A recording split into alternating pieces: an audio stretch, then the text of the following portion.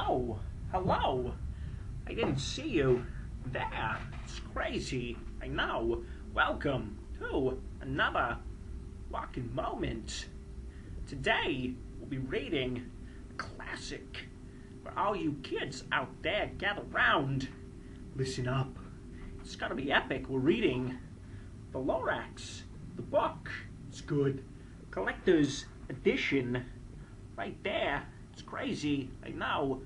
Don't know why it's a collector's edition. It's no DVDs, outtakes, or commentary. Who cares? Here we go. The Lorax by Dr. Seuss. See, Lorax, he's funny. Oh, he's in a tree. Look at him go. Mustache. Crazy. Whoa.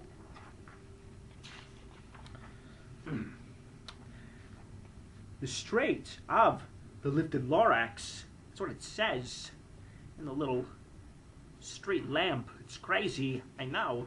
Here we go.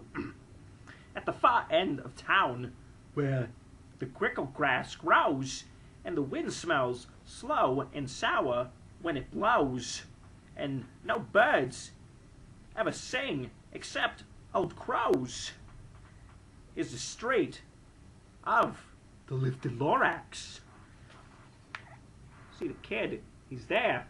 Why is a kid out there at night alone? Poor parenting, I say. And deep in the crickle grass, some people say, if you look deep enough, you can still see the day. Rhymes, craziness, I know. Where the Lorax once stood, just as long as it could, before somebody lifted the Lorax away. What was the Lorax, and why was it there, and why was it lifted and taken somewhere? From and far end of town, where the crickle grass grows. The old Onceler still lives here. Ask him, he knows.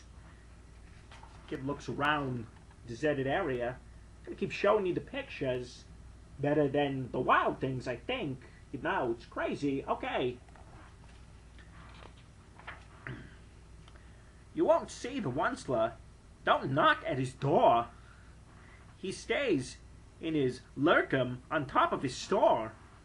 He lurks in his lurkum cold under the roof, where he masks his own clothes out of muffled moof. The fuck is that? At one special dank midnight in August. It's July now. Who cares? He peeks out of the shutters, and sometimes he peeks and tells how the Lorax was lifted away. He'll tell you, perhaps, if you're willing to pay. What a jerk! Look at me. I'm the Onceler. Gotta give me coinage. Put it in a bucket. See? Little jerk off in his cavern above the store. On the end of the rope, he lets down a tin pail. And if you have to toss in 50 cents and a nail, what do you need a nail for? You built a house, you're good. More like, give me 15 nails and some... Anyways.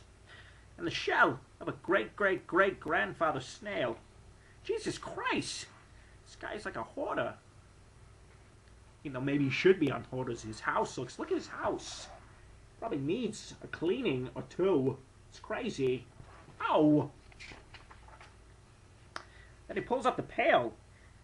Makes most careful count to see if you paid him the proper amount. Then he hides what you paid away in his snub. His secret stranglehold in his glorious glove. Who wrote this crap? Then he grunts, I will call you by whisper pen found, for the secret I'll tell you, for your ears alone. Crazy slut. Down slips Whisperman found to your ear, and the once will whisper, are you not very clear? Since you have to come through a sniggling hose, and he sounds as if he had smashed his bees up his nose. Those are crazy. You ever have those? Wow. Sneeze. Now I'll tell you. He says, with his teeth sounding gray, how the Lorax got lifted and taken away. It's about freaking time. Halfway through the book. It all started way back. Such a long time ago. See, as a kid, a crappy phone. I know. I'm rhyming now. Wow. Way back in the day, when the grass was still green and the pond water was still wet. The clouds were still clean and the songs of the swimming swing rang out in space. One morning, I came to this glorious place. At first saw the tree, the truffalo trees, the bright colored troughs of the truffalo trees, mile after mile in the fresh morning breeze.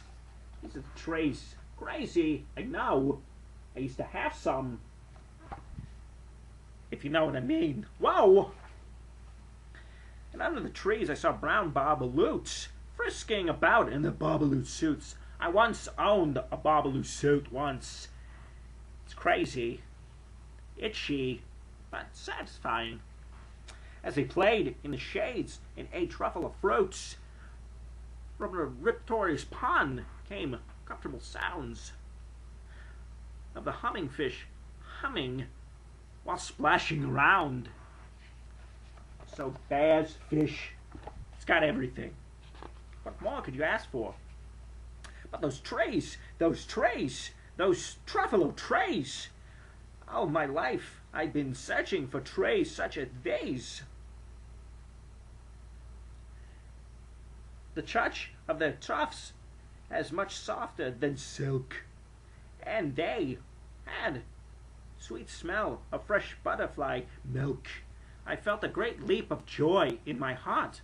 I knew just what I'd do. Unload my cart. And in no time at all I built a small shop. Then I chopped down a truffalo tree. One chop. What is this guy? George fucking Washington? Jesus. I took the soft truff and knitted a feed. He's destroying the environment, I hope you know. And you see. Now I'm rhyming. What's with that? Is there a cat in the hat? Not in this novel, bitch. So sit back and relax. The instant I finished, I heard a gadzump. Gadzump? Sounds like what John Travolta does in bed. Ow! I looked. I saw something pop out of the stump of the tree I chopped down. It was sort of a man. Describe him, that's hard. I don't know if I can. Little bushy man with a beard. It's Danny DeVito, just say that. He was shortish and oldish and brownish and mossy. And he spoke with a voice that was sharpness and bossy. Might have to do another voice. Maybe for him. What do you think? Here we go. Mister, he said, with a sawdust sneeze, I'm the Lorax. I speak for the trees. I speak for the trees, for the trees have no tongue.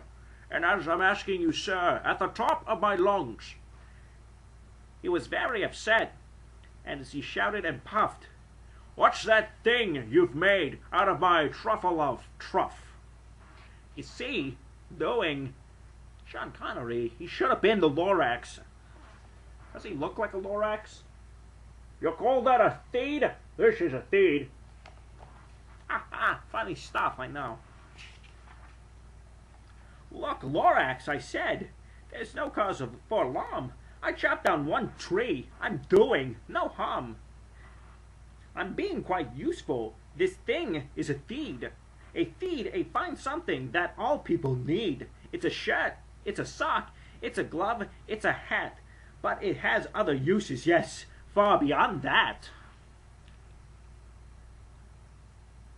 You can use it for carps and pillows and sheets, or curtains, or cover for bicycle seats. The Lorax said, sure, you're crazy with greed. There's no one on earth who'd buy this full feed. You see, he's crazy. He's angry with fright. I'm pretty sure the Lorax would stab you tonight. More rhyming, what's up? But the very next minute, I proved he was wrong. For just that minute, a chap came along called Dookie Howser. He thought that the feed I knitted was great. He happily bought it for $3.98. Pretty cheap. Economy didn't crash yet. I laughed at the Lorax. You poor stupid guy. You never can tell what some people might buy. Like this video. See? You got a little Dookie Howser right there. I repeat, he cried the Lorax. I speak for the trees. I'm busy, I told him. Shut up, if you please. I rushed across the room, and in no time at all, built a radio phone, and I put in a quick call. I called all my brothers and uncles and aunts and said, listen here for a wonderful chance. For the whole Onceler family to get mighty rich. Get over here fast, take the road to North Niche. Once got lost on North Niche. Hookers are there. Run. They're not women. Crazy. Whoa! I know. Turn left at Wickhant and sharp right at South Stitch. Stitch Radio is a good app, I will admit.